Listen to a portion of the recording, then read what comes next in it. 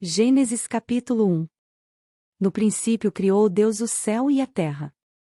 E a terra era sem forma e vazia, e havia trevas sobre a face do abismo, e o Espírito de Deus se movia sobre a face das águas. E disse Deus: haja luz, e houve luz. E viu Deus que era boa a luz, e fez Deus separação entre a luz e as trevas. E Deus chamou a luz dia, e as trevas chamou noite. E foi a tarde e a manhã, o dia primeiro. E disse Deus: haja uma expansão no meio das águas, e haja separação entre águas e águas. E fez Deus a expansão, e fez separação entre as águas que estavam debaixo da expansão e as águas que estavam sobre a expansão, e assim foi. E chamou Deus a expansão céus, e foi a tarde e a manhã, o dia segundo. E disse Deus: ajuntem-se as águas debaixo dos céus num lugar, e apareça a porção seca, e assim foi. E chamou Deus a porção seca terra, e ao ajuntamento das águas chamou mares, e viu Deus que era bom. E disse Deus: produza a terra erva verde, erva que dê semente, árvore frutífera que dê fruto segundo a sua espécie, cuja semente está nela sobre a terra, e assim foi. E a terra produziu erva, erva dando semente conforme a sua espécie, e a árvore frutífera, cuja semente está nela conforme a sua espécie, e viu Deus que era bom. E foi a tarde e a manhã, o dia terceiro. E disse Deus: haja luminares na expansão dos céus, para haver separação entre o dia e a noite, e sejam eles para sinais e para tempos determinados e para dias e anos. E sejam para luminares na expansão dos céus, para iluminar a terra, e assim foi. E fez Deus os dois grandes luminares, o luminar maior para governar o dia, e o luminar menor para governar a noite, e fez as estrelas. E Deus os pôs na expansão dos céus para iluminar a terra, e para governar o dia e a noite, e para fazer separação entre a luz e as trevas, e viu Deus que era bom. E foi a tarde e a manhã, o dia quarto. E disse Deus: produzam as águas abundantemente répteis de alma vivente, e voem as aves sobre a face da expansão dos céus. E Deus criou as grandes baleias, e todo o réptil de alma vivente que as águas abundantemente produziram conforme as suas espécies, e toda ave de asas conforme a sua espécie, e viu Deus que era bom. E Deus os abençoou, dizendo: frutificai e multiplicai-vos, e enchei as águas nos mares, e as aves se multipliquem na terra. E foi a tarde e a manhã, o dia quinto. E disse Deus: produza a terra alma vivente conforme a sua espécie, e gado, e répteis e feras da terra conforme a sua espécie, e assim foi. E fez Deus as feras da terra conforme a sua espécie, e o gado conforme a sua espécie, e todo o réptil da terra conforme a sua espécie, e viu Deus que era bom.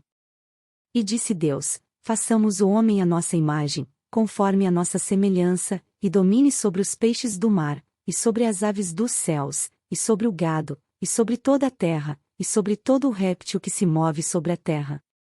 E criou Deus o homem à sua imagem, já a imagem de Deus o criou, homem e mulher os criou.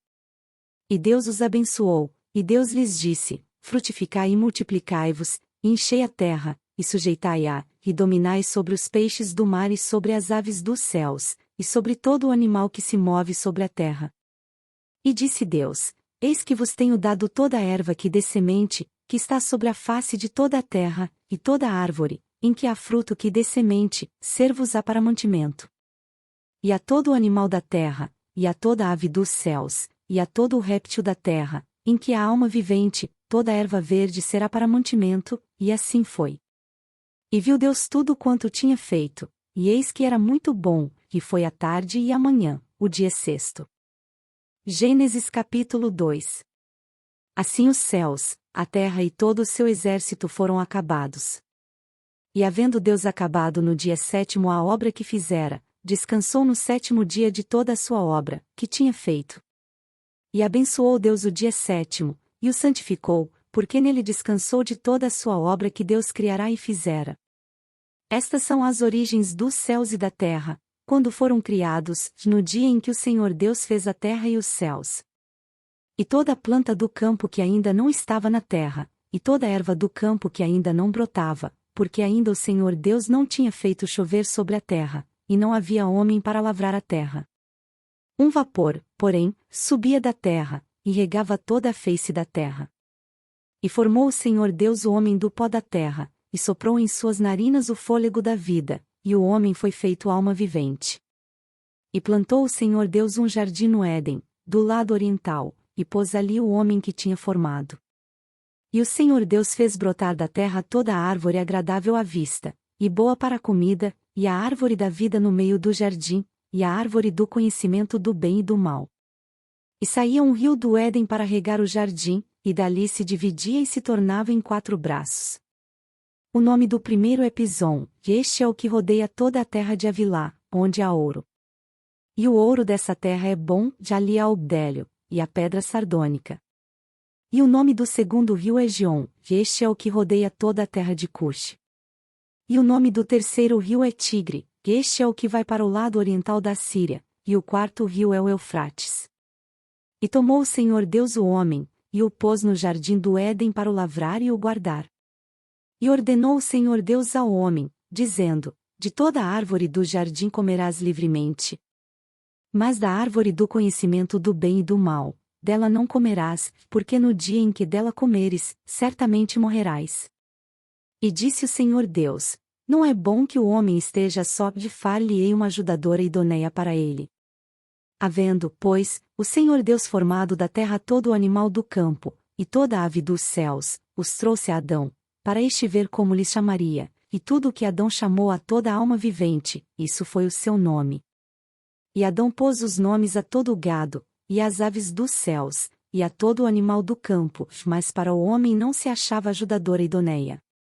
Então o Senhor Deus fez cair um sono pesado sobre Adão, e este adormeceu, e tomou uma das suas costelas, e cerrou a carne em seu lugar. E da costela que o Senhor Deus tomou do homem, formou uma mulher, e trouxe-a a Adão.